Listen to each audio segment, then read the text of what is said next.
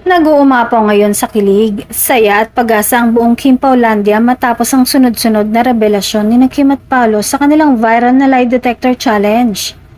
Maraming tagahanga ng Kim Pao ang nagsasabing tila napalitan ng kasiyahan ng dating tampo ng ilang fans kay Paolo matapos niya magbukas tungkol sa tunay niyang nararamdaman para kay Kim.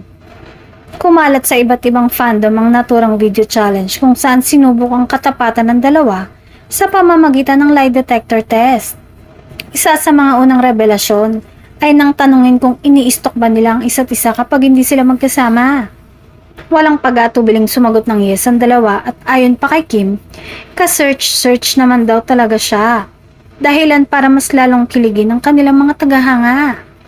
Mas lalo pang uminit ang kilig nang tanungin sila kung sa tingin nila ay magiging good partner sila in real life.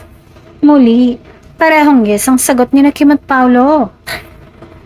Habang tinutukso si Paolo, halatang kinikilig si Kim. Samantalang kalmado lang ang aktor at natatawa sa reaksyon ng kanyang kapareha.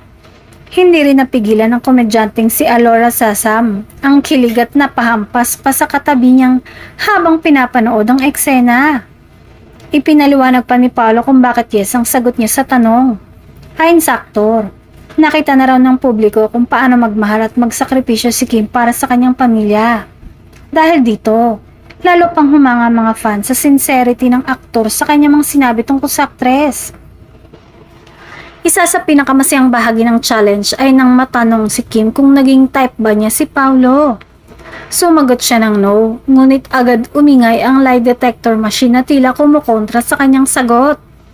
Napatawa na lang si Kim at pabirong sinabi, "Nilaro ko lang si kuya," habang hindi na rin niya maitago ang kilig sa buong eksena. Samantala, halos ipagsigawan naman ni Paolo ang kanyang yes sa parehong tanong at 2 beses pa itong inulit. Napasigaw sa kilig si Kim nang sumang-ayon ang detector sa sagot ng aktor. Sa huli nang tanongin ko na iisip na ba nilang mag-quit sa acting, sabay silang sumagot ng yes, na sinabayan pa ng biro ni Alora kung sabay din ba silang magre-retire. Dahil sa mga pasabog na revelasyong ito, lalong umugong sa tuwa ang mundo ng Kim Paulandia.